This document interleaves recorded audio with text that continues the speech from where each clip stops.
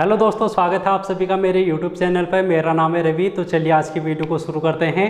और आज हम शुरू करने वाले हैं करंट अफेयर का एक अलग से सीरीज, जिसमें हम बात करेंगे उत्तराखंड के आगामी परीक्षाएं, आपकी UKSSC की परीक्षाएं हों फिर या फिर UKPSC की परीक्षाएं।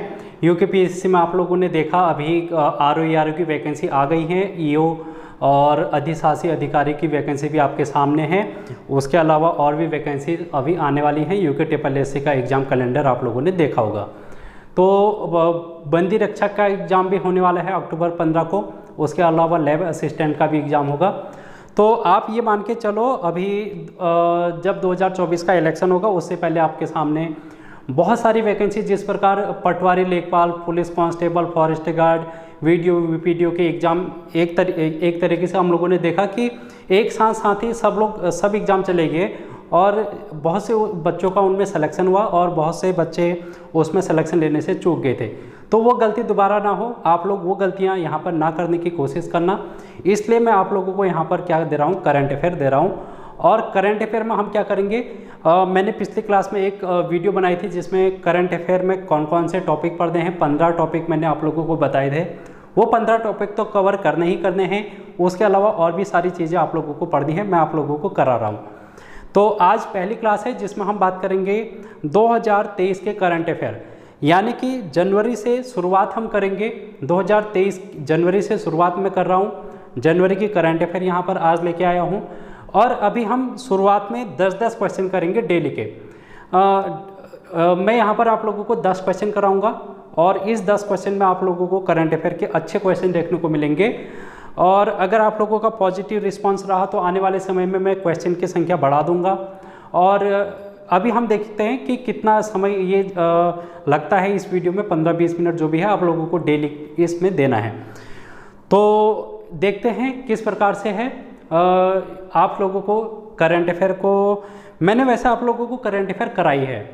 देखा जाए तो मैंने पिछले बहुत महीनों से आप लोगों को करंट अफेयर की वीडियोस में देता रहा हूँ। प्लेलिस्ट बनी है, डेली करंट अफेयर करके बनी है। उत्तराखंड की करंट अफेयर भी मैंने आप लोगों को दे रखी है, जिसमें विंसर ईयर बुक सीरीज़ मैंने करा रखी है और उसके अलावा ग्रीन टर्न बुक सीरीज़ भी मैंने कराई है। तो उत्तराखंड की करंट अफेयर के लिए अलग से वीडियोज़ बनाई हैं और राष्ट्रीय और अंतर्राष्ट्रीय के लिए अलग से वीडियो बनाई हैं। आप लोगों को सारी वीडियोज़ देखनी है। सॉरी। तो यहाँ पर हम देख रहे हैं current affair for Uttarakhand exam, और इसमें मैं आप लोगों को करा रहा हूँ लास्ट 1 ईयर करंट अफेयर, यानी कि 2023 जनवरी से हम यहाँ पर चलने वाले हैं। और जनवरी से हम चलेंगे क्योंकि आपके एग्ज़ाम दिसंबर तक हैं। दिसंबर में आपका RO का एग्ज़ाम है, नवंबर में अधिशासी अधिकारी का एग्ज़ाम है। तो जनवरी से लेकर हम दिसंबर तक के यहाँ पर देखेंगे।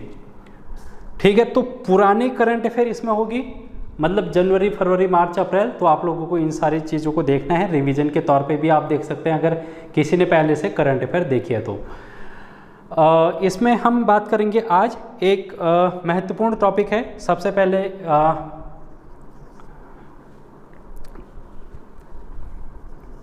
भारतीय विज्ञान कांग्रेस।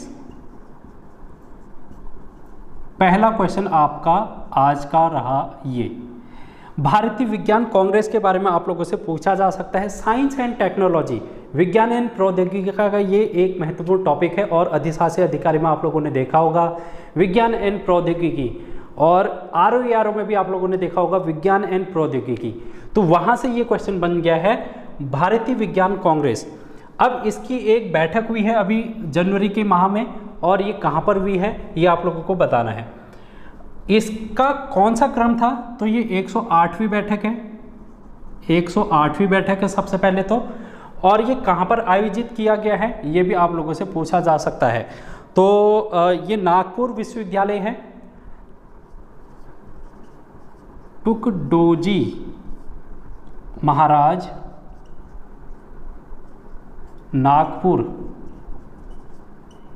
विश्वविद्यालय, महाराष्ट्र। यहाँ पर ये राष्ट्रीय विज्ञान कांग्रेस आयोजित की गई है। प्रधानमंत्री नरेंद्र मोदी जी के द्वारा इसको वर्चुअली इनॉग्रेट किया गया था, यानी कि वर्चुअली का मतलब ऑनलाइन के माध्यम से।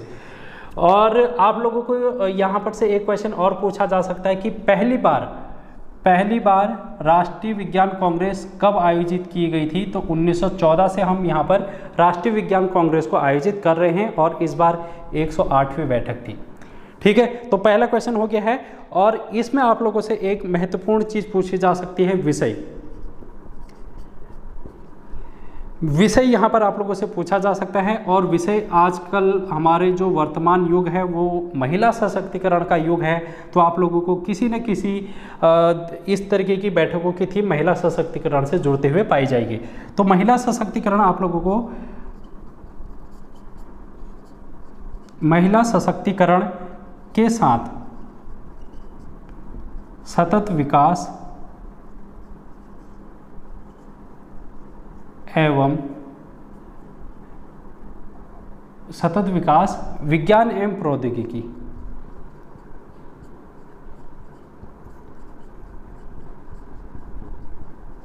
ये इसकी क्या है, थीम है, या फिर इस पर ये विषय पर चर्चा की गई थी। ये आप लोगों को ध्यान में रखना है। ठीक है, महिला सशक्तिकरण के साथ सतत विकास के लिए। अब सेकेंड क्वेश्चन हम डिस्कस करते हैं आज का, और सेकेंड क्वेश्चन है यूरो मुद्रा। अब ये देखो इंटरनेशनल वाला क्वेश्चन यहाँ पर आ गया है, विदेशी क्वेश्चन। अब यूरो मुद्रा की अगर हम बात करें, जैसे भारत की मुद्रा रुपया है, यूरोपीय देश जो होते हैं उनकी मुद्रा यूरो है। तो यूरो मुद्रा कहाँ की है, ये यूरोप की है, यूरोपीय देशों की मुद्रा है ये। और यूरोप में बहुत सारे देश हैं, लेकिन यूरो मुद्रा अपनाने वाले कितने देश थे पहले, 19 देश थे। अब कितने देश हो गए हैं, 20 देश हो गए हैं। तो 20वां देश आप लोगों से पूछा जा सकता है। अभी 1 जनवरी 2023 में इसने ये मुद्रा को अपनाया है, यूरो मुद्रा को। तो ऐसा देश कौन बना है, 20वां देश क्रोएशिया। कौन बना है दोस्तों, क्रोएशिया।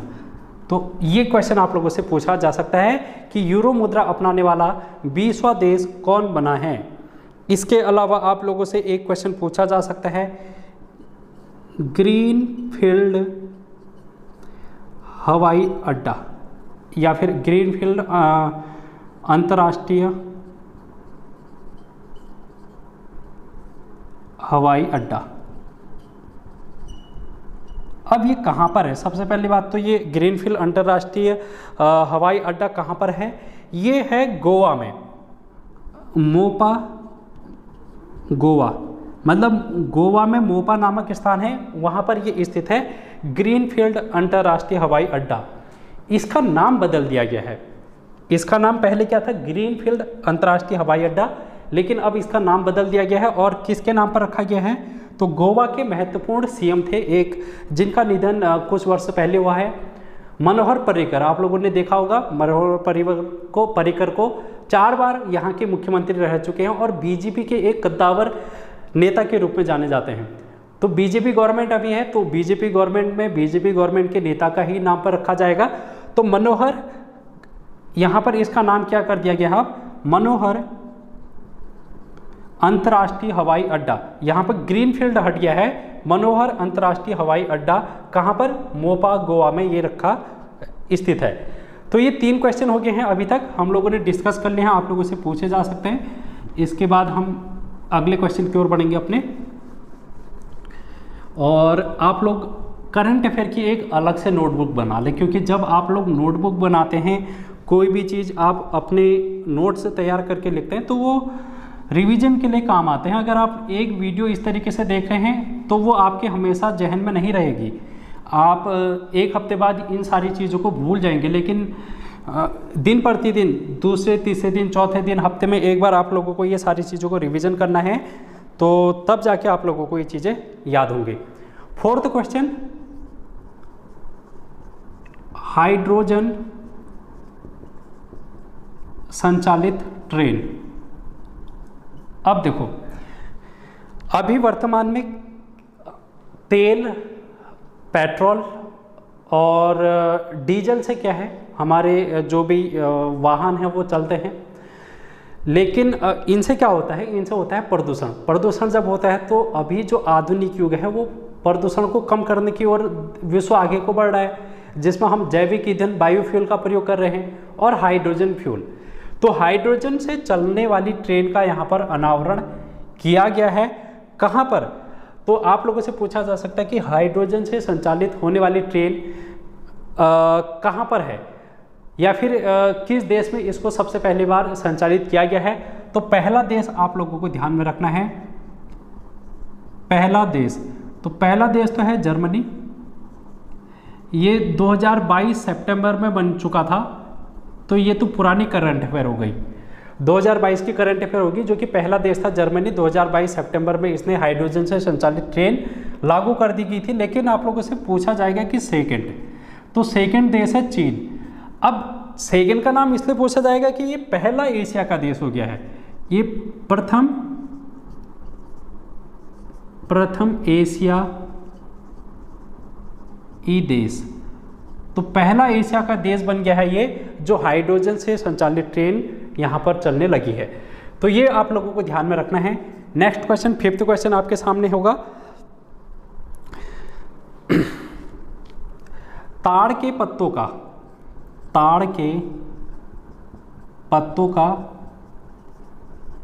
विश्व का पहला पांडुलिपि संग्रहालय। अब यहाँ पर ताड़ के पत्तों का विश्व का पहला पांडुलिपि संग्रहालय कहाँ पर बनाया गया है, ये आप लोगों से पूछा जा सकता है। विश्व में, भारत में, उत्तराखंड में जो भी चीज़ पहली बार हो रही होगी वहाँ से आपके एग्जाम में भी क्वेश्चन बन जाते हैं। तो आप लोगों को ये ध्यान में रखना है कि ताड़ के पत्तों का विश्व का पहला पांडुलिपि संग्रहालय केरल के तिरुवनंतपुरम में बनाया गया है। तिरुवनंतपुरम, केरल की राजधानी कहाँ है? तिरुवनंतपुरम है। पिनराई विजयन यहाँ के सीएम हैं, ये भी आप लोगों को ध्यान में रखना है। और इस पांडुलिपि संग्रहालय में 19वीं सदी में यहाँ पर एक क्या कहते हैं, राज्य हुआ करता था जिसका नाम है त्रावणकोर। अभी त्रावणकोर के शासकों के यहाँ की शासन पद्धति, वहाँ की संस्कृति, जो भी मालाबार तट है, यहाँ पर केरल है, आप लोग देखते हैं जैसे ये इंडिया का मैप है, यहाँ पर मैसूर वाला क्षेत्र हुआ करता था पहले। अगर हम 18वीं 19वीं सदी की बात करें अपने भारत के इतिहास की, और यहाँ पर ये वाला जो क्षेत्र है अभी वर्तमान में केरल देखने को मिलता है, ये वाला क्षेत्र त्रावणकोर वाला क्षेत्र था। और इस त्रावणकोर के जो भी यहाँ की पद्धति है, संस्कृति है, यहाँ की राज व्यवस्था, तो उसका ये पांडुलिपि एक प्रकार का संग्रहालय यहाँ पर हमको देखने को मिला है। तो केरल तिरुवनंतपुरम आपको ध्यान में रखना है। इतनी ही बात है जो कि यहाँ पर से आप लोगों को पूछा जा सकता है, इसका संबंध पूछा जा सकता है। तो त्रावणकोर साम्राज्य आप लोगों को ध्यान में रखना है। इसके बाद एक महत्वपूर्ण क्वेश्चन आपके सामने आ जाता है, एम.वी. विलास गंगा। ये एम.वी. विलास गंगा क्या है? तो ये एम.वी. विलास गंगा एक प्रकार का विश्व का सबसे बड़ा नदी क्रूज सेवा है। ये नदी क्रूज सेवा। अब ये नदी क्रूज सेवा क्या होती है? जैसे हम पर्यटन को बढ़ावा दे रहे हैं, तो उत्तराखंड में केदारनाथ है, केदारनाथ में पर्यटन को बढ़ावा देने के लिए हम हेलीकॉप्टर का प्रयोग कर रहे हैं, हेलीकॉप्टर से आवाजाही हो रही है यहाँ पर। लेकिन अगर हम नदी के माध्यम से पर्यटन को बढ़ावा दें, तो नदी में क्या चलती है? वहाँ पर जहाज, नदी में पानी में क्या चलता है? जहाज। तो जहाज एक प्रकार की क्रूज सेवा है जहाँ पर पर्यटन को बढ़ावा दिया जाएगा, और ये विश्व की सबसे बड़ी क्रूज सेवा मानी जा रही है। कहाँ से कहाँ तक है ये आप लोगों से पूछा जा सकता है। तो इसका उद्घाटन प्रधानमंत्री नरेंद्र मोदी जी के द्वारा किया गया था, ये भी आप लोगों को ध्यान में रखना है। 13 जनवरी 2023 की इसकी शुरुआत होती है। कहाँ से कहाँ तक? तो इसकी शुरुआत होती है वाराणसी, जो कि यूपी में स्थित है। और ये कहाँ तक है? ये है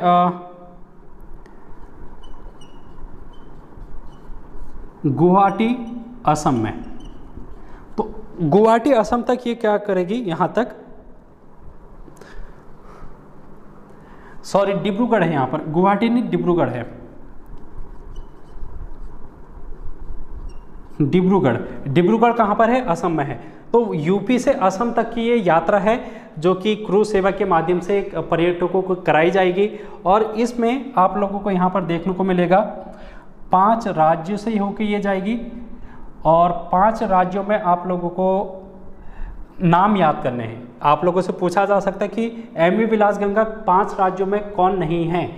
तो सबसे पहले 5 राज्यों में यूपी है एक, दूसरा बिहार, झारखंड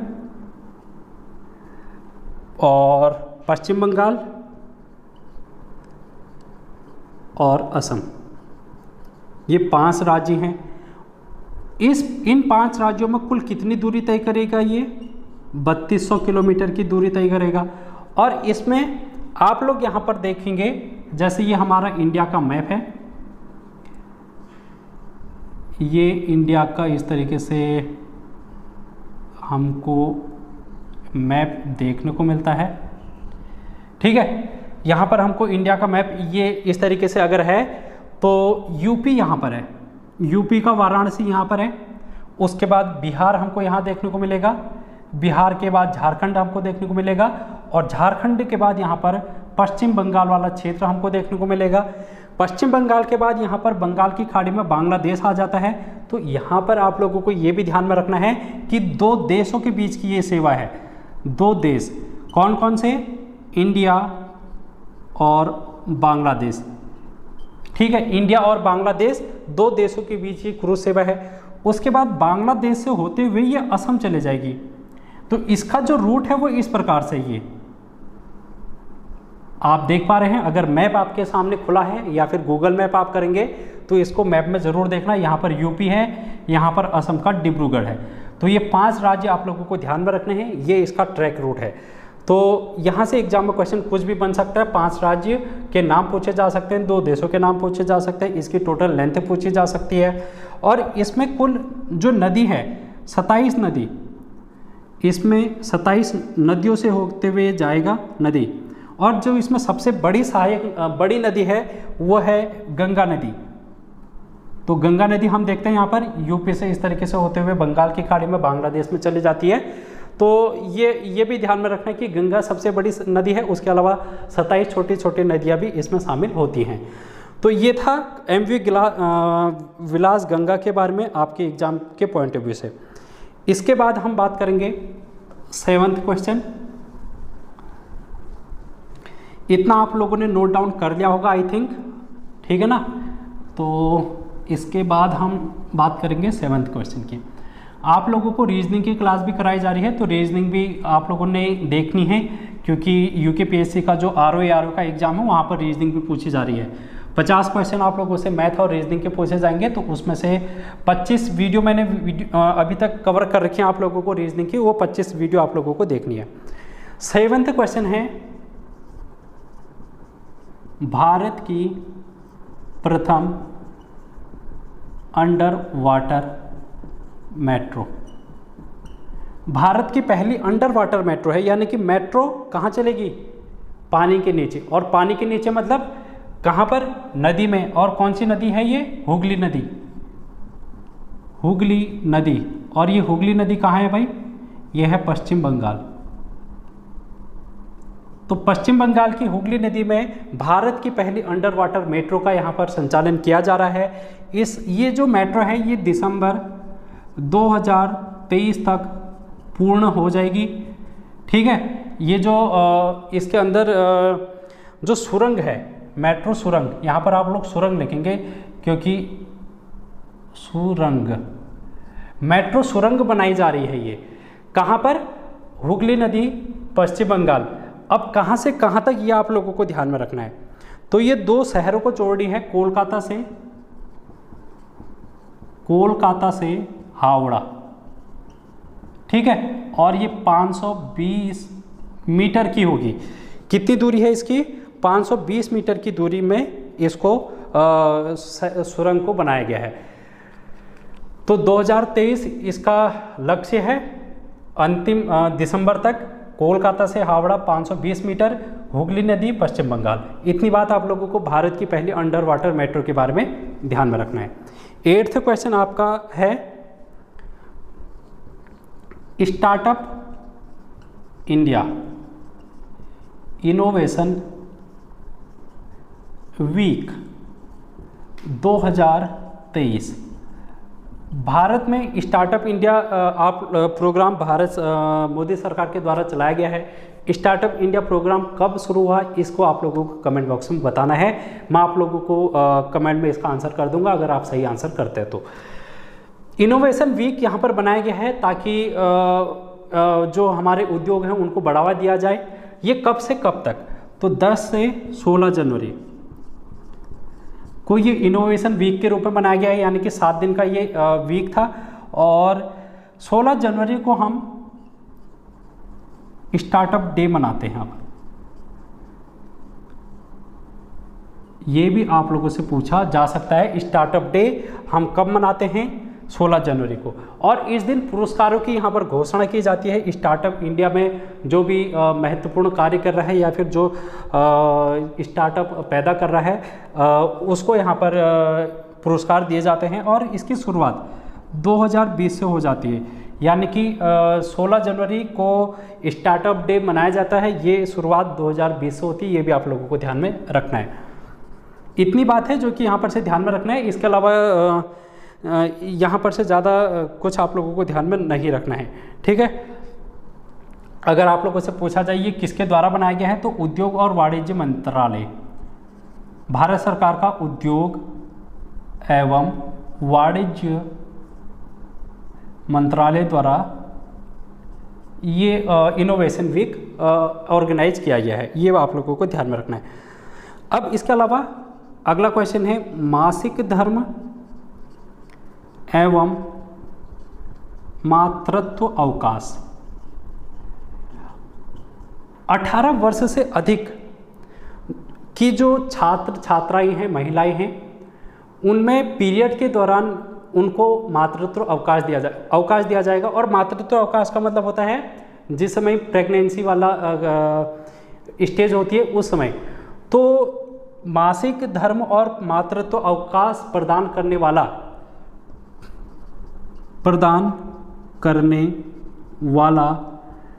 पहला राज्य कौन सा है, तो ये केरल है।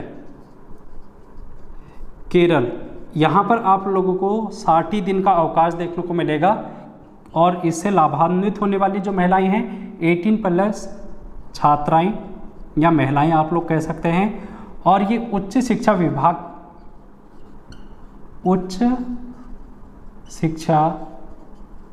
विभाग में जो भी कार्यरत महिलाएं होंगी उनको ये अवकाश दिया जाएगा, ठीक है। हायर एजुकेशन में ये अवकाश यहाँ पर दिया गया है। केरल पहला राज्य बन चुका है। पिनराई विजयन यहाँ के मुख्यमंत्री हैं। तो 60 दिन का अवकाश आप लोगों को ध्यान में रखना है, आप लोगों से पूछा जा सकता है। इसके अलावा आज का अंतिम क्वेश्चन है, और अंतिम क्वेश्चन क्या है, ऑनलाइन गेमिंग का पहला उत्कृष्टता केंद्र। ऑनलाइन गेमिंग का पहला उत्कृष्टता केंद्र कहाँ पर स्थापित किया गया है। आप लोग देख पा रहे हैं कि आज वर्तमान में सब चीज़ ऑनलाइन चल रही है, तो ऑनलाइन गेमिंग का युग भी आगे को बढ़ रहा है। तो इसके लिए पहला उत्कृष्टता केंद्र भारत के द्वारा कहाँ पर स्थापित किया गया है, तो ये शिलोंग में किया गया है। और शिलोंग कहाँ पर है, ये मेघालय में है, ठीक है। तो ये इस तरीके से हम लोगों के 10 क्वेश्चन आज हो जाते हैं। और नेक्स्ट क्लास में हम फिर से बात करेंगे कुछ और इम्पोर्टेंट टॉपिक आपकी करंट अफेयर से। तो क्लास कैसी लगी कमेंट बॉक्स में ज़रूर बता देना, ठीक है। थैंक यू सो मच, मिलते हैं कल की वीडियो में।